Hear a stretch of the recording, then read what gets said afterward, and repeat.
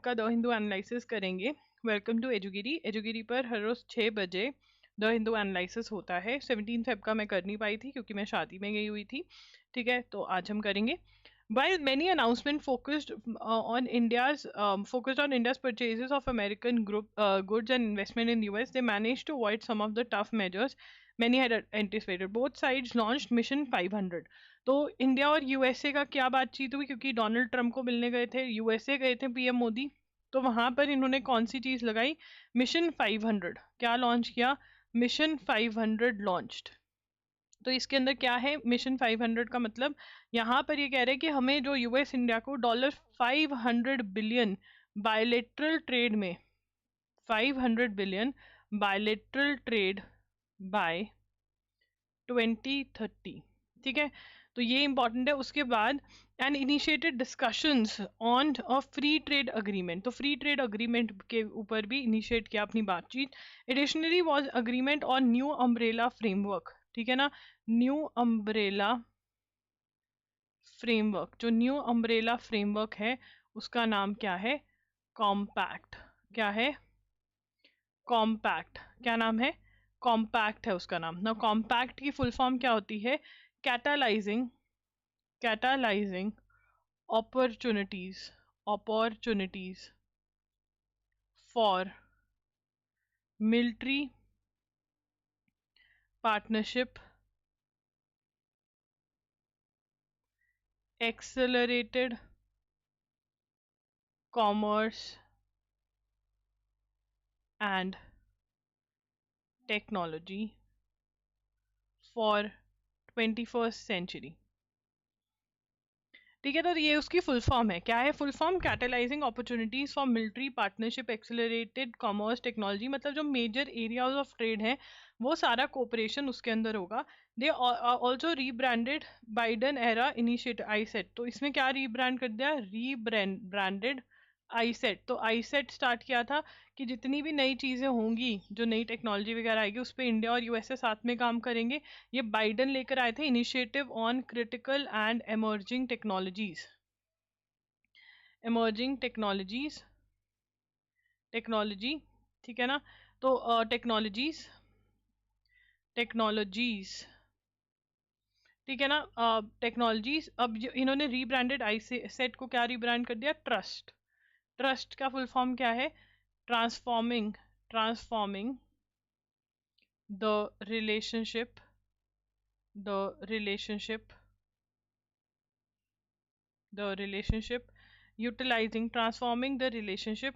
utilizing strategic technology, focusing on semiconductors, quantum computing and AI। ठीक है ना, अब यहाँ पर समझने वाली बात है। तो दो चीजें आई हैं। एक तो इन्होंने कॉम्पैक्ट लेकर आए, इसके अंदर मिलिट्री पार्टनरशिप और मिलिट्री से रिलेटेड ज़्यादा टेक्नोलॉजी। फिर आईसेट को रीब्रांड करके इन्होंने ट्रस्ट बना दिया, जिसके अंदर सेमीकंडक्टर्स और इस पे काम कर रहे हैं। ठीक है ना, और यहाँ पर इसी के अंदर कमिटमेंट टू, ये भी है commitment to developing an AI infrastructure road map. AI infrastructure road map पे भी काम करेंगे दिस ईयर, ये भी बोला गया। ठीक है ना, a significant moment came when mister Trump announced his approval for extradition. और क्या दिया? तो यहाँ पे बेसिकली तीन चीजें हुई। एक तो ये मिशन, ठीक है ना, चार चीजें हुई हैं। दूसरा ये, तीसरा रीब्रांडिंग ऑफ ICET। ठीक है ना, चौथी चीज जो हुई है वो है approval of extradition of Tahawur Rana involved in 26/11 attacks। 26/11 attacks में तहावुर राणा इन्वॉल्व थे, ठीक है ना, था, उसको एक्स्ट्राडिशन मतलब ये इंडिया में आएगा और इंडिया में इसके अगेंस्ट केस चलाया जाएगा। ये अप्रूवल दे दिया ट्रंप ने। The special discussion in parliament on 75th anniversary of Indian constitution, क्या सेलिब्रेट किया गया? 75th anniversary of Indian constitution, ठीक है ना, इस साल सेलिब्रेट करी गई, ठीक है, 2025 में 75, 25 और 75, ठीक है, याद रखेंगे। Now, while several salient aspects of constitution and policy directions adopted by previous government were highlighted, one heard very little on a vital aspect of governance in India. 73rd Amendment of Constitution. तो यहाँ पर local government कौन सी होते हैं? What is local government? Local level पे government जिसके पास हम immediately जा सकते हैं, लोकल लेवल पे अवेलेबल है, ठीक है ना। और लोकल लेवल गवर्नमेंट कौन कौन सी है? हमारी पंचायत क्या है? लोकल लेवल पे है, ठीक है ना। लोकल लेवल बॉडीज बोल देते हैं इसको, लोकल गवर्नमेंट नहीं बोलते, लोकल लेवल बॉडीज, ठीक है ना। Local level bodies, local level bodies पे कौन कौन आ जाता है? पंचायत आ जाती है गांवों में, म्युनिसिपल कॉर्पोरेशन एंड काउंसिल आ जाती है सिटीज में। तो ये जो है ये कब आई? 73rd कॉन्स्टिट्यूशनल अमेंडमेंट हुई थी, ये भी बहुत इंपॉर्टेंट क्वेश्चन है। 73rd amendment to the constitution passed in 1992 में ये अमेंडमेंट जो है ये पास हुई। 73rd constitutional amendment is one of the landmarks of India's journey as a constitutional republic establishing Panchayati Raj system.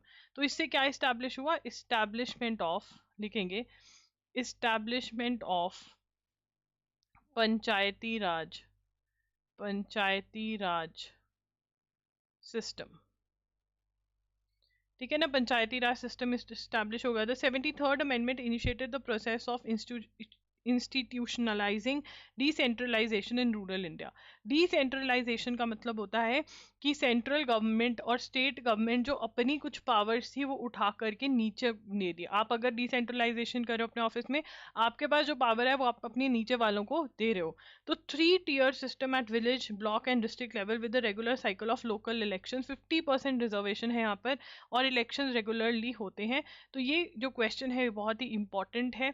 73rd amendment वाला Panchayati Raj system 73rd constitutional amendment के through आया।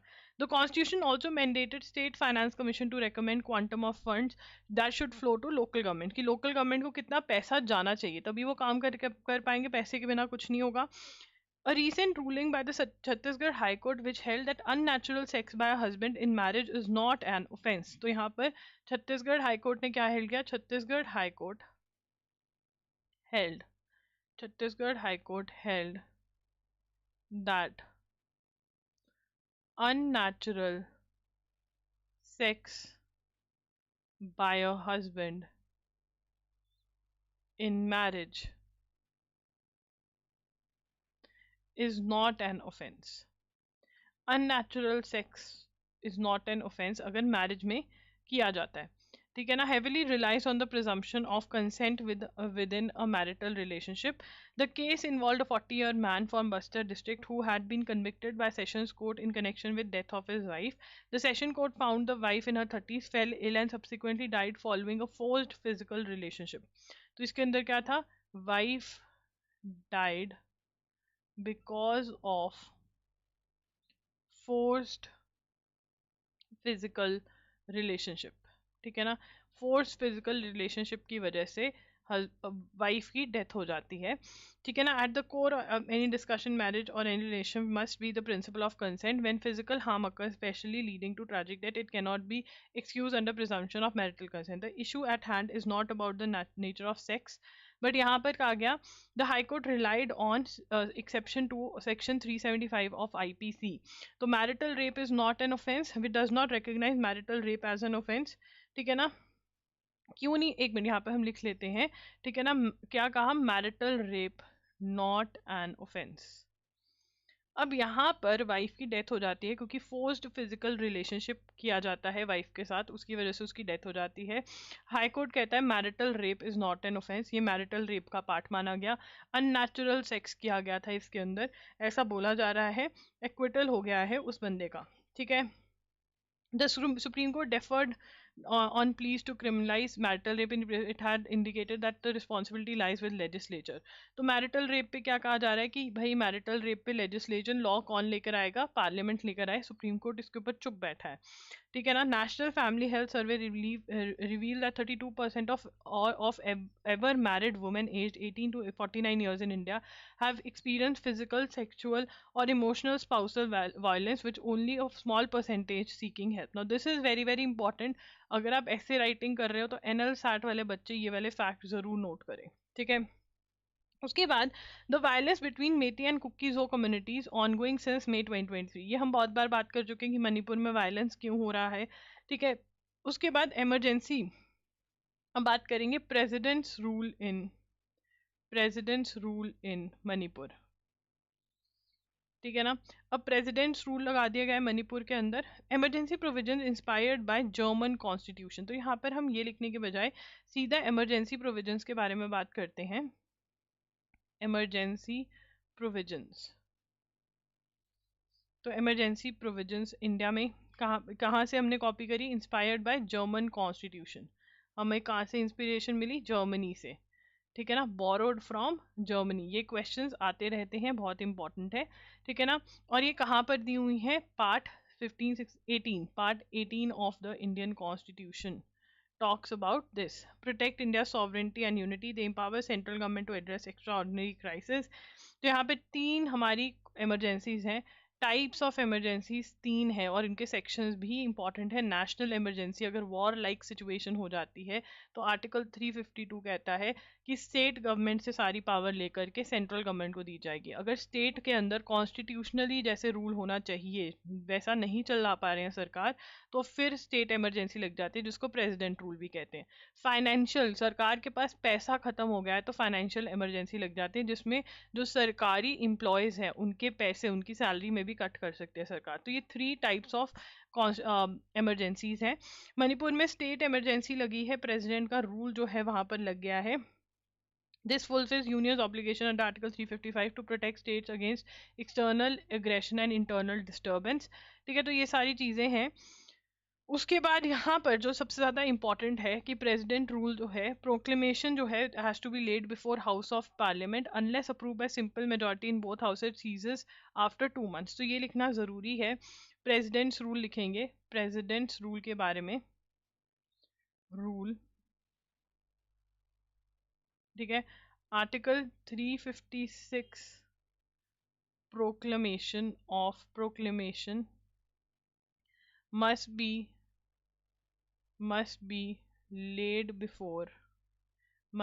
laid before each house of parliament and unless approved by simple majority in both houses, it ceases to exist after 2 months. अगर 2 महीने में दोनों houses में नहीं इसको सिंपल मेजॉरिटी मिली तो 2 महीने बाद ये लागू नहीं रहेगी. Once approved it remains. ये बहुत ही इंपॉर्टेंट क्वेश्चंस हैं. Once approved it remains effective for 6 months from proclamation date, with further 6-month extensions requiring additional parliamentary approval. तो क्या कह रहे हैं यहाँ पर कि आर्टिकल 356 जो है वो तब कब लागू हो सकती है, अगर पार्लियामेंट उसको सिंपल मेजॉरिटी से अप्रूव करती है, नहीं तो 2 महीने बाद it is going to cease to exist. ठीक है, मतलब वो नहीं एग्जिस्ट कर. 2 महीने के अंदर अंदर सिंपल मेजॉरिटी से बोथ हाउसेज ऑफ पार्लियामेंट में ये अप्रूव होनी चाहिए, लोकसभा राज्यसभा में. ठीक है, 6 महीने तक ये लागू रहती है, फिर 6 महीने बाद इसको रेन्यूअल करना पड़ता है. उसके बाद क्या होता है, 6 महीने जब खत्म हो जाते हैं Renewal beyond 1 year is allowed only if two conditions emergency has been declared in the country or any part of the state and if election commission certifies president rule. अब यहाँ पर beyond वो कह रहे beyond 1 year तभी allowed होती है, 1 year तभी अलाउड होती है अगर स्टेट अगर कंट्री में अगर नेशनल इमरजेंसी हो, कंट्री में इमरजेंसी हो, नेशनल इमरजेंसी हो या इलेक्शन कमीशन के अप्रूवल पे, इलेक्शन कमीशन के अप्रूवल पे, ठीक है ना। ठीक है, तो ये जो है ये हमें पता होना चाहिए, ये बहुत ही ज़्यादा ज़रूरी है, ये हमने इतनी डिटेल में अभी तक नहीं लिखा था तो इसलिए मुझे ये लिखवाना था आप लोगों को।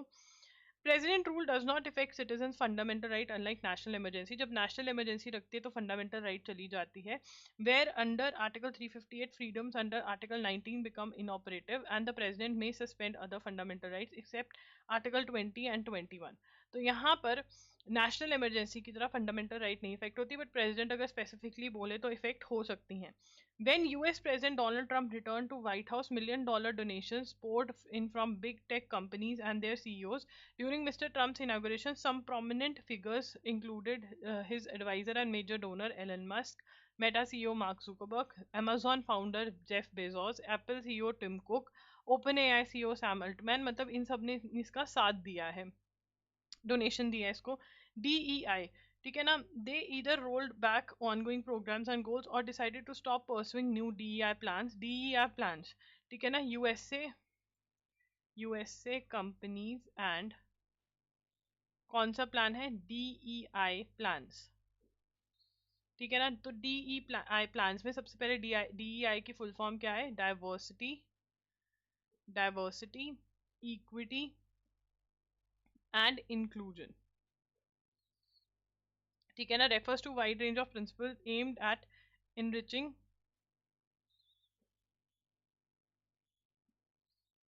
a space, making sure all groups of people are represented, ठीक है ना। तो जो कंपनीज है यहाँ पर ब्लैक सारे कास्टिज्म रिलीजन में सब कोई रिप्रेजेंट हो, इक्वालिटी हो, ये DEI होता है। अब ये जो है ये स्टॉप फॉलोइंग, ठीक है ना, रोल बैक और ऑनगोइंग प्रोग्राम गोल्स और decided to stop pursuing new DEI plans, मतलब कि इक्वालिटी और ये सब जो करते थे कि डाइवर्स हो, सारे लोग जहान के लोग इंक्लूडेड हो, वो अब खत्म हो जाएगा, ठीक है। यूएसए के अंदर you ahead of emir's visit calls grow for former navy's return. तो ये वाला हम ऑलरेडी पढ़ चुके हैं कि कतर के वो आए, ठीक है, हमारे कमांडर्स जो हैं वहाँ पे फंसे हुए हैं, कुछ को आज़ाद कर दिया गया, ये ऑलरेडी कवर हो गया है। He now and in for the future he further emphasized the new defense partnership India, तो यूके और इंडिया के बीच में है। तो इंडिया और यूके ने क्या साइन करा है, इंडिया और यूके ने क्या साइन किया है, DPI, क्या साइन किया है, DPI, ठीक है ना। तो DPI, what is DPI, DPI is defence partnership India, क्या है, डिफेंस पार्टनरशिप इंडिया। तो डिफेंस पार्टनरशिप क्या है, इंडिया यूके के बीच में है, ठीक है। क्या है ये, dedicated programme office within UK's minister of defence, ठीक है। Demonstrated that from UK's perspective we should do more with India, ठीक है। At Aero India in Bengaluru, India and UK announced a series of joint ventures, India और UK ने series of joint ventures announce करे, ठीक है ना। At Aero India 2025 India UK ventures, ठीक है, India UK ventures. DPI located in London will serve as one-stop shop for strengthening bilateral defense collaboration। तो DPI जो है वो कहाँ पर लोकेटेड होगा, तो यही हम कर देते हैं DPI, जिसकी फुल फॉर्म हमने ऊपर लिखी है। कहाँ पर लोकेटेड होगा, this is very very important. Located in London, will serve as will serve as one stop shop for strengthening bilateral defense collaboration. ठीक है, co-production is the way India is looking and we want to be part of that. Mr. Coker, responsible for international relation and diplomacy, said in co-production के ऊपर भी ध्यान देंगे यहाँ पर, साथ में चीज़ें बनानी। ठीक है ना, तो co-production पे फोकस करेंगे इसके अंदर, ये कह रहे हैं। उसके बाद at Aero India, Thales UK and Bharat Dynamics Limited signed a contract for laser beam. ठीक है ना, तो यहाँ पर contract for laser beam riding man portable air defence systems. तो ये क्या है, LBRMS। ठीक है ना, तो ये सिस्टम जो है इसके लिए किसने साइन किया है, agreement between contract between Thales UK and Bharat Dynamics Limited. ठीक है, with the initial batch of Starstreak high velocity missiles and launchers to be delivered in India, the two companies also announced collaboration to produce. Two companies announced to collaborate to produce lightweight multi-role missiles, that is LMMS. Further, MBDA, UK and BDL are working in installation of first of its advanced assembly. ठीक है, MBDA, UK and BDL working on installation of first of its kind advanced short air to air missile, that is ASRAM, and test facility कहाँ पर है, test facility in Hyderabad. ठीक है ना, इसकी test facility Hyderabad में आ रही है। Meanwhile General Electric Vernova is developing a full electric version for India's next generation land plus docks and will develop a, that's the whole point of strengthening India's ability.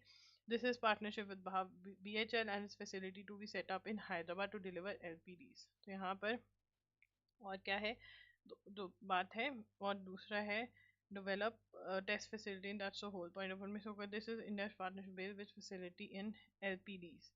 तो LPDs का भी partnership हुआ है, उसके अंदर किसके साथ हुआ है, General Electric Vernova developing a Vernova developing a full electric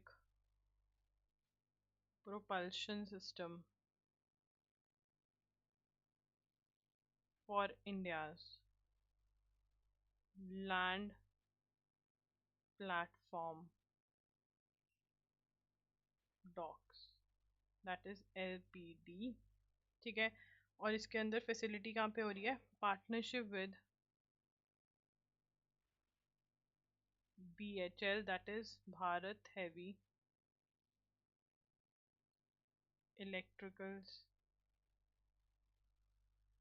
Limited, that is BHEL, facility to be set in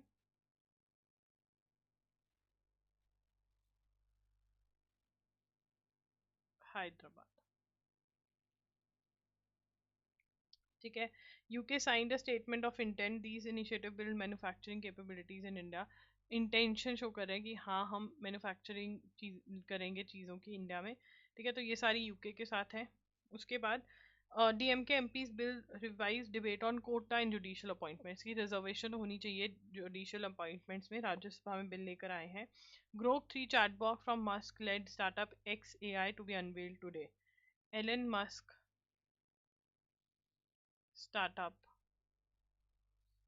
XAI will release its Grok 3 chatbot, ठीक है ना। Chatbot, it has the smartest AI on earth. Grok 3 was trained in synthetic data and capable of reflecting on errors it makes by going over data in order to reach logical consistency.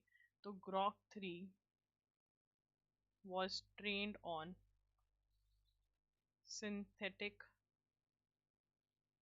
data and is capable of reflecting on errors it makes by going over data in order to reach logical consistency। तो इसको synthetic data से जो है train किया गया है। कैसे train किया गया है? सिंथेटिक डाटा से। European nations to meet in Paris today to discuss security, ठीक है। तो अब यहाँ पर यूक्रेन वाला जो मैटर है उसमें क्या हो गया है कि रशिया यूएस से डायरेक्ट बात करने लग गया, ना तो इसके अंदर यूक्रेन को इन्वॉल्व किया गया जिसके साथ रशिया की वॉर चल रही है, और ना ही यूरोपियन यूनियन को इन्वॉल्व किया गया जो इनके पीछे जिसके पीछे लगकर यूक्रेन लड़ाई कर रहा है, ठीक है ना। तो अब इसमें ज़्यादा बातचीत वो जर्मनी कह रहा है कि देखते हैं हम क्या कर रहे हैं, डेनमार्क कह रहे हैं हम पीस कीपर्स नहीं प्रोवाइड करेंगे। Musk led DOGE cuts $121 million grant. तो US department of government efficiency announced cuts जितना पर $21 million allocated for voter turnout in India, उसके ऊपर कट्स लगा रहे हैं जो वोटर टर्नआउट इन इंडिया के लिए $21 मिलियन निकाले गए हैं। ये हेड कौन कर रहा है? Headed by Elon Musk. ये डिपार्टमेंट का हेड कैसे, मतलब एलन मस्क को क्यों बनाया है कि आप कॉस्ट कटिंग करो यूएसए में, जो फालतू में पैसे इधर उधर जा रहे हैं वो आप कॉस्ट कटिंग करो। और कॉस्ट कटिंग के अंदर जो डॉग है, ठीक है ना, उसने कहा है कि जो ये $21 बिलियन जो है वो वोटर टर्नआउट, मतलब कि ज़्यादा से ज़्यादा लोग वोट करने आए इंडिया में, उसमें जा रहा है, वो नहीं दिया जाएगा, उसको कट कर दिया गया है, ठीक है ना। उसके बाद Rubio leaves truce on shaky grounds by calling for extradition of Hamas. अब यहाँ पर इराडिकेशन, एक्स्ट्राडिशन इराडिकेशन, वो कह रहे हैं कि हमास जो है वो सुधर जाए, नहीं तो हमने इसको ख़त्म कर देना है, यूएस से ये बोल रहा है। Cook Island signs agreement for closer relation with China. Cook Island says it has signed a deal to expand relation with China, stressing that the accord does not impinge on ties with former colonial power New Zealand. Up Cook Island signed a deal with China. तो यहाँ पर cook island ने किसके साथ deal sign करी है? China के साथ कुक आइलैंड्स ने डील साइन करी है, ठीक है ना। और वो कह रहे हैं won't affect impinge ties with New Zealand. वो कह रहे हैं न्यूजीलैंड से साथ हमारी टाइज को कोई फर्क नहीं पड़ने वाला है। Prime minister mark brown has said he signed an action plan for comprehensive strategic partnership. Signed action plan for comprehensive strategic partnership, ठीक है, with Chinese city of Harbin during Islands, a country of same time, has a free association relationship with New Zealand, which provides budgetary assistance. तो New Zealand इनको बहुत assistance provide करती है, but अब ये China की तरफ जा रहे हैं। तो loggery.in पर आप जा सकते हैं अगर आपको मॉक टेस्ट खरीदने हैं। तो वहाँ पे MSCT 3 years 5 years, CUT UG PG, Punjab university 3 years 5 years law entrance exam के आपको मॉक टेस्ट मिल जाएंगे। Jamia AMU Aligarh Muslim university TS law CET 5 years। और जनवरी 2025 का पार्ट 1 और पार्ट 2 कंपाइलेशन का भी आ गया। जनवरी 2024 से लेकर दिसंबर 2024 के तो करंट अफेयर्स के कंपाइलेशन अवेलेबल हैं। ये loggery.in पर वो आप बाय कर सकते हैं। Thank you for watching the video. Bye bye, take care.